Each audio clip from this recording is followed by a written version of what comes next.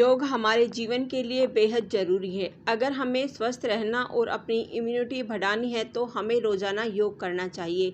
ऐसा करने से हमारा शरीर रोगों से कोसों दूर रहता है। तो चलिए आज हम इस वीडियो के जरिए योग पर निबंध देखेंगे। क्या है योग? योग का अर्थ एकता या बांधना कह सकते हैं। व्यवहारिक स्तर पर योग शरीर, मन और भावनाओं को संतुलित करने और तालमेल बनाने का एक साधन है। विज्ञान के अनुसार योग जीने का सही ढंग है। इसे हम अपने दैनिक जीवन में शामिल कर सकते हैं। योग हमारे भौतिक, मानसिक, भावनात्मक, आत्मिक और आध्यात्मिक जीवन से जुड़ा हुआ है। योग का महत्व। योग हमें स्वस्थ होने के साथ साथ सकारात्मक सोच भी प्रदान करता है। योग से हमें सकारात्मक ऊर्जा मिलती है। योग से हमें एक सुखी तथा सरल जीवन जीने का अवसर मिलता है। योग से मनोरंजन भी किया जा सकता है तथा भटकते मन को शांति भी प्रदान की जा सकती है। योग हमारे जीवन की सभी बाधाओं को दूर करने में सहयोग करता है। योग से हर समस्या का समाधान किया जा सकता है।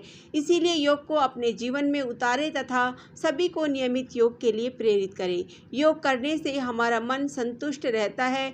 सबसे पहले योग दिवस 21 जून 2015 को अंतर्राष्ट्रीय स्तर पर मनाया गया था। इस दिन करोड़ों लोगों ने एक साथ योग करके विश्व रिकॉर्ड बनाया था।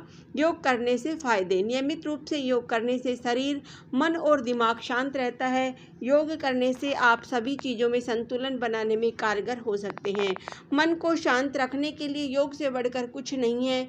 योग करने से बीमारियां खुद ब खुद दूर रहती है। योग करने वाला व्यक्ति हमेशा स्वस्थ रहता है। योग गंभीर से गंभीर बीमारियों से हमारा बचाव करने में मददगार होता है।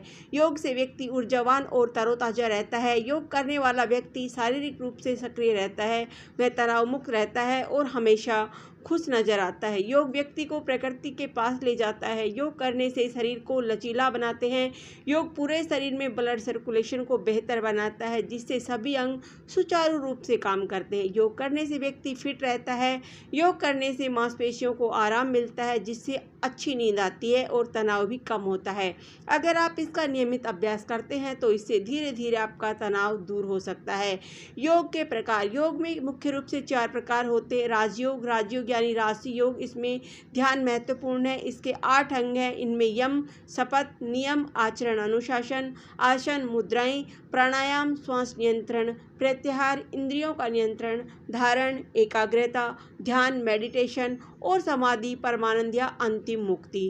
कर्म योग। हर कोई इस योग को करता है। कर्म योग का सिद्धांत है कि जो आज अनुभव करते हैं वह हमारे कार्यों से भूतकाल में बदलता जाता है। जागरूक होने से हम वर्तमान से अच्छा भविष्य बना सकते हैं। स्वार्थ और नकारात्मकता से दूर होते हैं। भक्ति योग। भक्ति का मार्ग सभी की स्वीकार्यता और सहिष्णुता पैदा होता है।